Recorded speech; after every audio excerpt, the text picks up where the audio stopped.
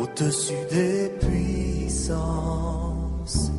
au-dessus des rois, au-dessus de la nature et de la création, au-dessus de tout. Shalom, shalom, shalom, bien-aimés en Christ Jésus.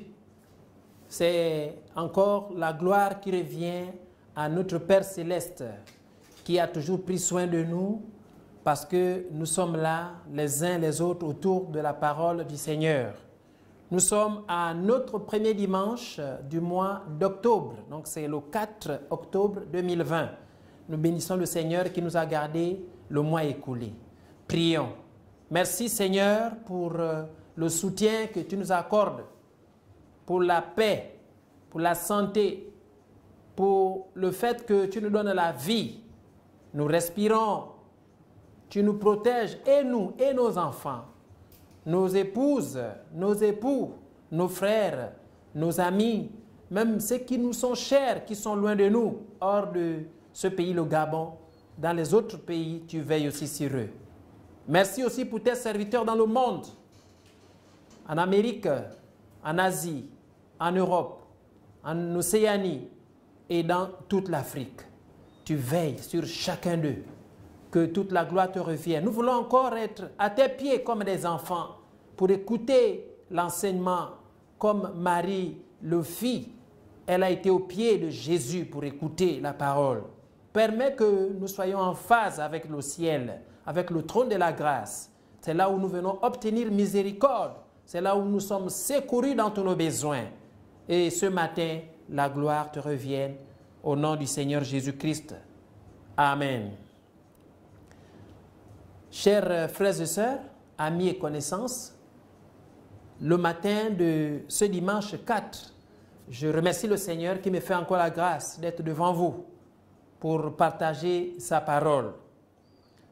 Nous voulons rappeler que le dimanche passé, son serviteur, le révérend Israël Jean-Blaise Makaya, nous entretenait sur notre posture d'enfant de Dieu d'être des luminaires, c'est-à-dire comment briller, comment nous devons briller, parce que nous sommes appelés à être des lumières dans le monde. Et c'est toujours important de présenter notre état, parce que nous sommes des luminaires, nous sommes plus que des étoiles sur cette terre, puisqu'on n'allume pas une lampe pour la mettre sous le boisseau. Et voyez-vous une maison qui est située sur une montagne, elle est aperçue de loin. Voilà un peu notre posture. Ce matin, nous voulons nous entretenir sur l'importance du témoignage personnel. L'importance du témoignage personnel. Et nous aurons à parcourir la parole de Dieu dans l'évangile de Marc, au chapitre 5, nous allons voir l'histoire d'un homme qui a été délivré par Jésus. Et nous voulons lire les 20 versets qui sont là, dans le chapitre 5 de Marc. Allons-y à la lecture. Ils arrivèrent à l'autre bord de la mer dans le pays des Gadaréniens. Aussitôt que Jésus fut hors de la barque, il vint au-devant de lui un homme sortant des sépulcres et possédé d'un esprit impur. Cet homme avait sa demeure dans les sépulcres et personne ne pouvait plus le lier, même avec une chaîne. Car souvent il avait eu les fers aux pieds et avait été lié de chaînes. Mais il avait rompu les chaînes et brisé les fers et personne n'avait la force de le dompter. Il était sans cesse, nuit et jour, dans les sépulcres et sur les montagnes, criant et se meurtrissant avec des pierres. Ayant vu Jésus de loin, il accourut, se prosternant devant lui, et s'écria d'une voix forte, « Qu'y a-t-il entre moi et toi, Jésus, Fils du Dieu très haut? Je t'en conjure, au nom de Dieu, ne me tourmente pas. » Car Jésus lui disait, « Sors de cet homme, esprit impur. » Et il lui demanda, « Quel est ton nom? » « Légion est mon nom, lui répondit-il, car nous sommes plusieurs. Et il priait instamment Jésus de ne pas les envoyer hors du pays. Il y avait là, vers la montagne, un grand troupeau de pourceaux qui paissait.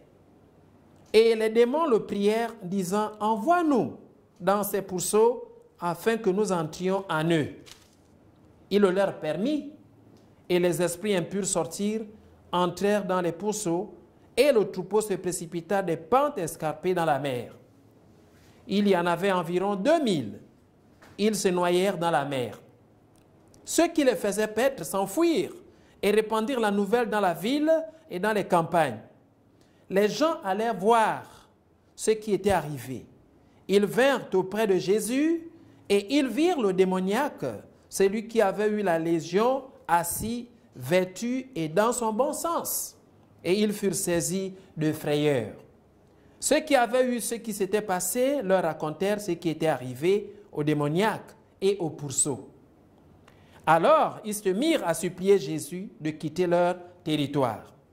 Comme il montait, autant pour moi, dans la barque, celui qui avait été démoniaque lui demanda la permission de rester avec lui. Jésus ne le lui permit pas, mais il lui dit, « Va dans ta maison, vers les tiens, et raconte-leur tout ce que le Seigneur t'a fait, et comment il a eu pitié de toi. » Il s'en alla et se mit à publier dans la Décapole tout ce que Jésus avait fait pour lui. Et tous furent dans l'étonnement. Alors je voudrais reprendre ce verset 19. Jésus ne le lui permit pas, mais il lui dit, « Va dans ta maison, vers les tiens, et raconte-leur tout ce que le Seigneur t'a fait et comment il a eu pitié de toi. » Voilà, bien-aimés, chers téléspectateurs, chers internautes, nous voulons vraiment, à travers ce passage, voir l'importance du témoignage personnel. D'aucuns pourront toujours se poser la question, mais comment moi je peux témoigner? Depuis que j'ai donné ma vie à Jésus, comment je peux témoigner? Je n'ai pas ce courage. Mais je voudrais ce matin, à travers cette intervention, nous encourager à témoigner de ce que le Seigneur a fait dans notre vie. C'est quoi témoigner? Définissons d'abord le verbe témoigner. Témoigner, c'est faire paraître par ses paroles ou ses actions. Faire paraître par ses paroles ou bien par ses actions. Être le signe, la preuve de. On peut dire révéler. Témoigner, c'est révéler, c'est rapporter ce qu'on sait. Oui, il y a toujours ceux-là qu'on appelle les témoins oculaires. Parce ils ont vécu dans la scène et puis ils ont la possibilité de témoigner. Nous avons souvent eu, lorsqu'il y a souvent des accidents, ceux qui viennent faire le reportage, qui n'étaient pas lors de la scène, ils s'approchent, voyez-vous, comme on dit, micro-trottoir. Ils s'approchent de ceux qui ont vécu l'événement et puis ils essaient un peu de demander à ce que ces derniers puissent relater comment l'histoire s'est passée. Et puis ils restituent l'histoire, donc ils témoignent, ils démontrent comment la situation s'est produite. Et là, nous sommes dans une histoire d'un homme qu'on pourra ici qualifier de fou. Oui, parce qu'on dit fou, il était dans le territoire des Gadaréniens. Gadaréniens, pour ceux qui font des recherches, c'est voyez-vous, une ville. Elle était considérée comme la capitale de la province romaine de la Perse.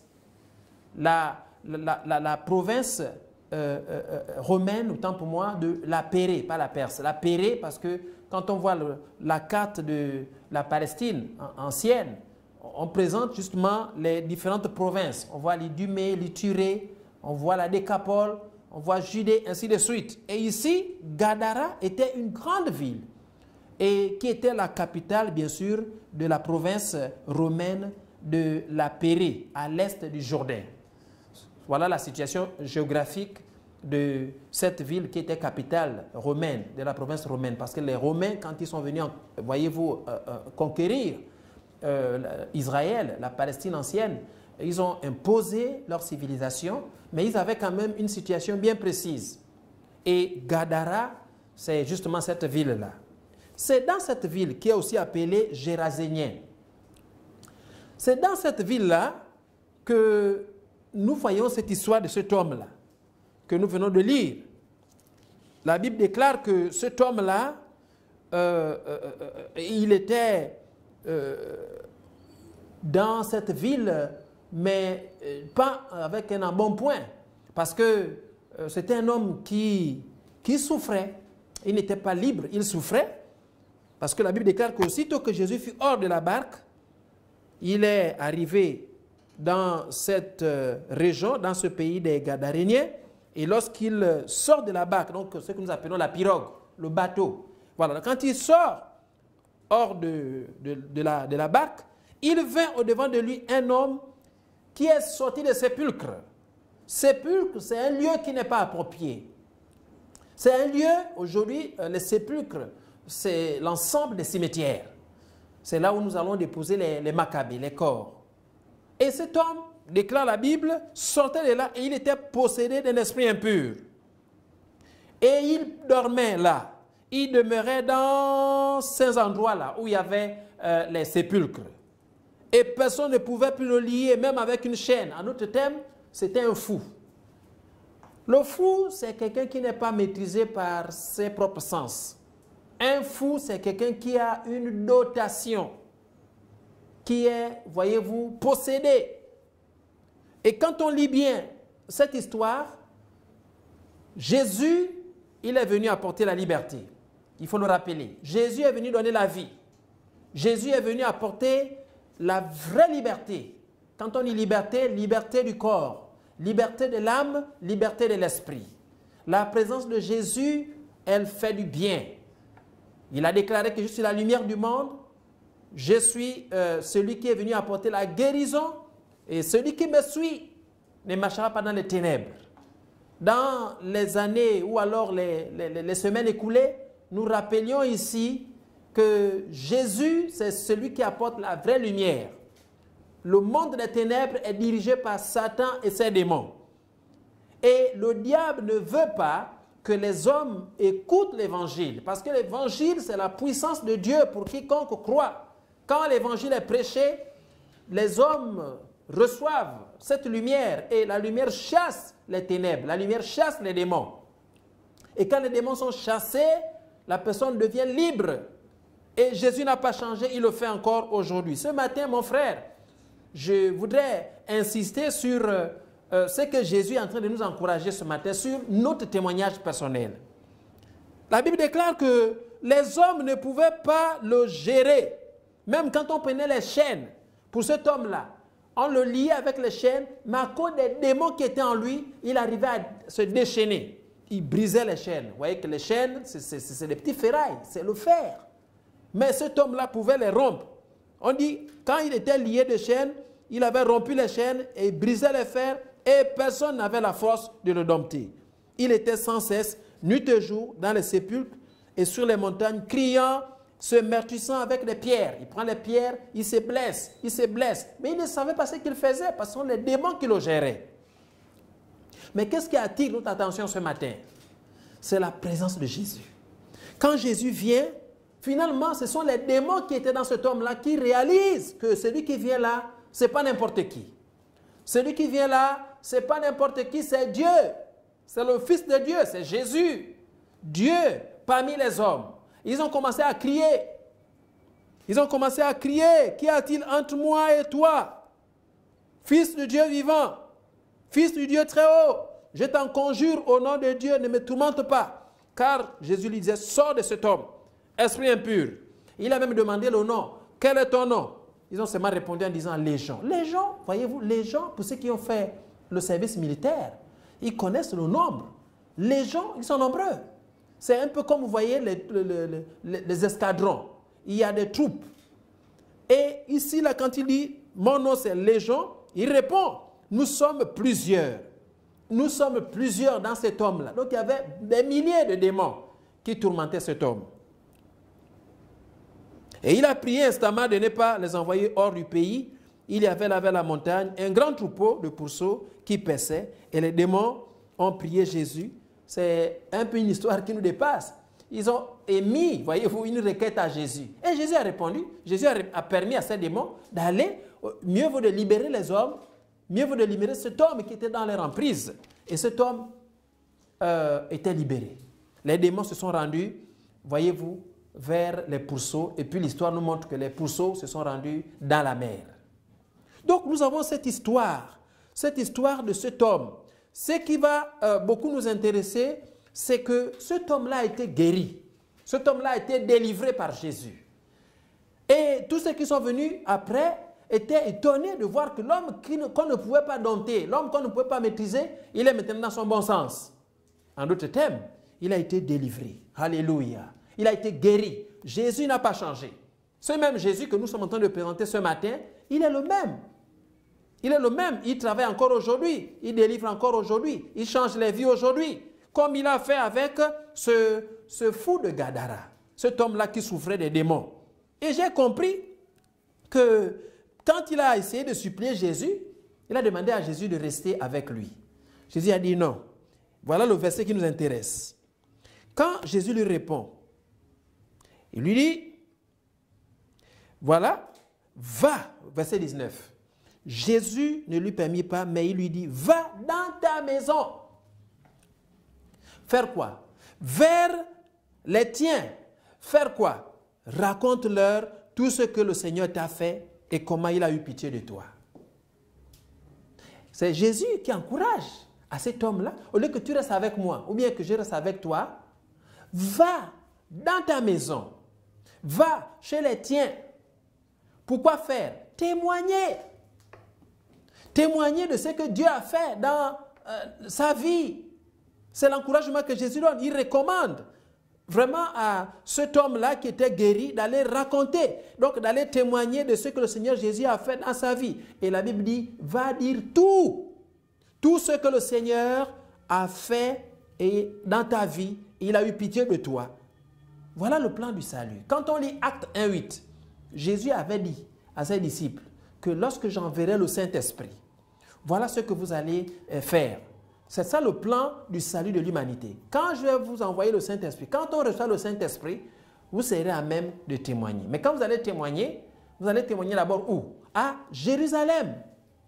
Ensuite, en Judée, en Samarie et extrémité de la terre. C'est le plan du salut. Je voudrais, mon frère, ma soeur, te dire que par rapport au plan du salut universel, nous avons la possibilité d'aller en Judée. Toi et moi, nous avons la possibilité d'aller en Judée. Nous avons la possibilité d'aller en Samarie, même aux extrémités de la terre. Mais n'oublions pas notre Jérusalem. Notre Jérusalem, c'est où? C'est chez moi. Mais pour apporter quel message? Parce que c'est ça le but de ce message ce matin. Témoigner personnellement ce que Jésus a fait dans ta vie. Jésus-Christ, il est crucifié. On doit toujours le dire. Jésus a été crucifié. Mais quand il a été crucifié, il a été enseveli. Il a, voyez-vous, son sang a coulé. Il a été enseveli. Et après les 3 jours, il est revenu de la mort à la vie. Donc, il est ressuscité. Ce qu'il fait dans la vie de tout un chacun, c'est de transformer la personne. C'est de sauver la personne, de la libérer. Et puis, arrivé à ce niveau-là, il attend à ce que toi, moi, nous puissions, voyez-vous, témoigner de ce qu'il a fait dans notre vie. L'histoire de ce matin, c'est le fou de Gadara. Gadara, c'était une ville où il y avait, non seulement c'était une capitale, mais il y avait aussi les lieux. Parce que quand Gadara, selon les recherches, c'est aussi un aspect qui montre qu'il y avait tellement de tombes. Il y avait beaucoup de sépulcres là. Donc ça n'avait pas une bonne renommée. C'est vrai que c'était la capitale à l'époque, mais quand on parle de Gadara, on voit déjà l'affaire de la mort. On voit l'affaire de la mort. Mais cet homme-là, son histoire, c'est qu'il était possédé des esprits. Donc il avait la folie. Mais chacun de nous a son histoire. Toi-même, tu as ton histoire. Peut-être, ce sont les alcools. Peut-être, tu es dans la colère. Tu n'arrives pas à sortir de la colère. Tu n'arrives pas à sortir du vol. Peut-être c'est la débauche. Peut-être c'est le manque de pardon. Tu n'arrives pas à pardonner ton prochain. Ou bien une quelconque maladie. Les autres, c'est la drogue, autant pour moi. Les autres, c'est le complexe d'infériorité ou de supériorité. ou alors le rejet, etc. Autant de situations que nous pouvons soulever ce matin. Mais peut-être que tu es sorti de là. Pour l'autre, c'était la folie. Pour toi, c'est l'alcool, c'est la débauche, c'est le vol. Si Jésus t'a sorti de là, regarde là où Jésus t'a sorti. Si Jésus t'a sorti de l'alcool, témoigne. Voilà le témoignage personnel que tu dois présenter aux autres. Pourquoi? Parce que nous avons un exemple ici des Thessaloniciens. Je vais lire. Quand on lit 1 Thessaloniciens, chapitre 1, verset 9, il y a une histoire qu'on raconte de la part de Paul, de Sylvain et de Timothée. Je vais lire ici 1 Thessaloniciens, chapitre 1, verset 9, car on raconte, c'est-à-dire nous avons Paul, nous avons Timothée, nous avons Sylvain, on raconte à notre sujet quel accès nous avons eu auprès de vous et comment vous vous êtes convertis à Dieu en abandonnant les idoles pour servir le Dieu vivant et vrai. Ce sont les autres qui ont témoigné de Paul, de Sylvain et de Timothée. Comment eux, ils sont arrivés chez les Thessaloniciens et comment les Thessaloniciens se sont convertis. La conversion, c'est changement, c'est-à-dire qu'on n'a plus la même personne. On n'est plus la même personne, on a changé. Donc, eux, ils ont préféré laisser les idoles et ils sont tournés vers le vrai Dieu parce qu'ils ont cru en Jésus-Christ. C'est un témoignage qui a été donné par les autres. Mais toi, moi, ce matin, je voudrais vraiment t'encourager parce que les autres ont témoigné des apôtres et des chrétiens de Thessalonique. Un témoignage qui a été rendu par d'autres. Jésus insiste par rapport à ce fou-là qui était déjà délivré en disant que bon, moi je ne veux pas rester avec toi, moi je t'encourage d'aller dans ta maison. Va chez les tiens. Ta Jérusalem, c'est ta maison, c'est ta famille. C'est ma maison, c'est ma famille, c'est notre famille. Alors, je ne vais pas trop ce matin m'étendre, mais c'était juste pour que nous puissions comprendre qu'il est important que nous puissions témoigner nous-mêmes ce que Dieu a fait dans notre vie. Il ne faut pas seulement regarder l'autre. Toi-même, tu as ton histoire, mon frère, ma soeur. Tu as ton histoire. Alors, je voudrais t'encourager. Je m'encourage aussi parce que moi qui écoute, qui suis en train de parler, ce message s'adresse aussi à moi, comme à toi, à nous. Moi-même, toi-même, je dois partager à mes parents, à mes proches, ce que Jésus-Christ, le Seigneur, a fait dans ma vie, dans ta vie. Et qui sera aussi bénéfique pour les autres. Ne dis pas que tu ne sais pas témoigner. Enlève de tes pensées cette façon de concevoir. Ne dis pas que tu ne sais pas témoigner. Dis ce que Jésus a fait dans toi. Parce que Dieu va se saisir de ce qu'il a fait dans ta vie pour aussi sauver une autre personne qui est dans l'attente du salut, qui est dans l'attente de la délivrance par le Seigneur Jésus-Christ. Alors, quand on lisait la dernière partie du passage de Marc 5 que nous avons lu, quand on lit la dernière partie, le dernier verset, on dit bien que le délivré là, de Gadara, quand il a été délivré, Jésus lui a donné un ordre. Il dit, va dans ta maison. Qu'est-ce qu'il a fait? Le verset 20 dit, il s'en alla et s'est mis à publier dans la Décapole tout ce que Jésus avait fait pour lui. Et tous furent dans l'étonnement. Donc il est allé raconter. Et quand on fait la recherche, voyez-vous, Décapole, c'était aussi un district. Mais un district qui était composé de 10 villes. Voyez-vous, 10 villes. Et la Bible précise bien que cet homme-là étant délivré, il est allé dans toutes ces villes-là. La Décapole regroupe toutes ces villes-là. Donc il est allé, j'ai compris que donc l'affaire s'est passée de la province de Pérée. C'est là-bas où il a eu la délivrance. Donc il fallait qu'il quitte le Pérée pour aller maintenant à la Décapole. C'était une autre province. Donc chez lui, il a obéi. Mais toi et moi, la question que je vais te poser, parce que c'est en train de terminer mon intervention, est-ce que tu as déjà témoigné de ce que Jésus a fait dans ta vie? Ou alors tu as toujours pris ce qui se passe ailleurs. Oh, l'homme de Dieu là, oh, le frère l'a fait comme ça. Mais toi-même, qu'est-ce que le Seigneur a fait dans ta vie? C'est pour cela que je voudrais prier pour toi ce matin, pour t'encourager à ne pas négliger ce que Jésus a fait dans ta vie. C'est un grand témoignage. Témoigne de façon personnelle. Si tu n'as pas un gros bagage, si on peut parler ainsi. Tu n'as pas beaucoup d'éléments concernant la parole de Dieu. Ne dis pas que je ne peux pas. Non, ce que Jésus a fait dans ta vie, c'est déjà suffisant. Va le présenter, tu expliques et Dieu va se saisir de cela pour que l'autre aussi soit sauvé. Alléluia. Je voudrais prier avec toi, mon frère, parce que ce matin, c'est ce que le Seigneur m'a mis à cœur de partager avec toi pour que tu comprennes que Dieu n'est pas limité. Ce que tu sous-estimes là, c'est beaucoup important pour le Seigneur parce que ta vie, c'est un message. Ce que tu es devenu aujourd'hui, c'est tout un message. Si tu étais quelqu'un de drogué, tu n'es plus drogué. Va raconter, Jésus m'a sorti de la drogue.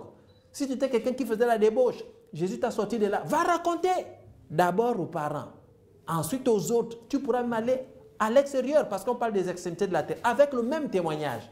Et le Seigneur va se saisir de ce témoignage. Voilà ce que le Seigneur a mis en moi ce matin pour vous partager. Je vais prier avec vous. Seigneur, je voudrais te dire merci pour mon frère et ma soeur qui a encore été édifié ce matin, encouragé ce matin à partager ce que tu as fait dans sa vie, comme tu as fait aussi dans ma vie, Seigneur.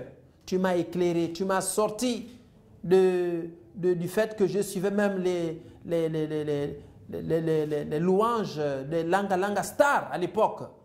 J'aimais écouter ça. C'est vrai que je n'étais pas trop dans le showbiz, mais j'écoutais vraiment ce qu'on appelait les Langa Star à l'époque. Mais Jésus m'a délivré. J'avais maintenant l'envie de n'écouter que la louange.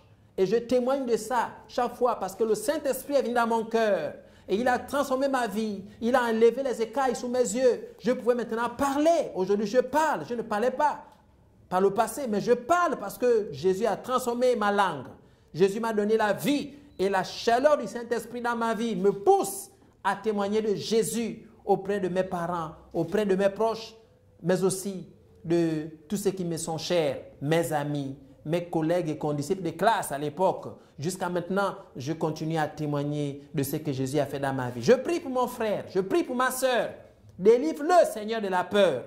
Ce que tu as fait dans sa vie, qu'il aille raconter, parce que tu vas l'utiliser au nom de Jésus pour bouleverser aussi les vies de ceux qui sont à l'attente. Parce que beaucoup ont soif d'écouter, ce que Jésus a fait dans la vie de leur fils, de leur frère, Père. Et merci pour ta parole.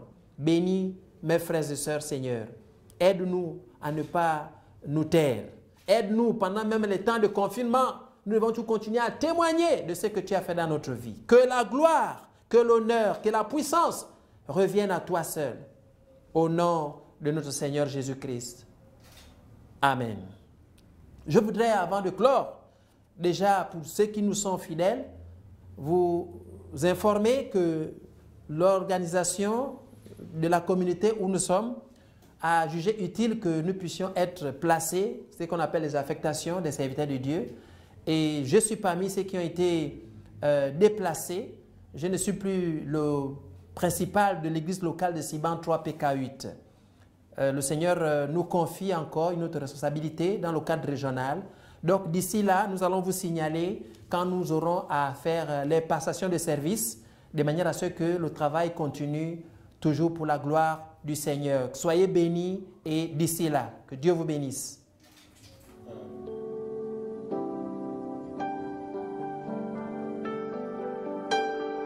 Au-dessus des puissances, Sion,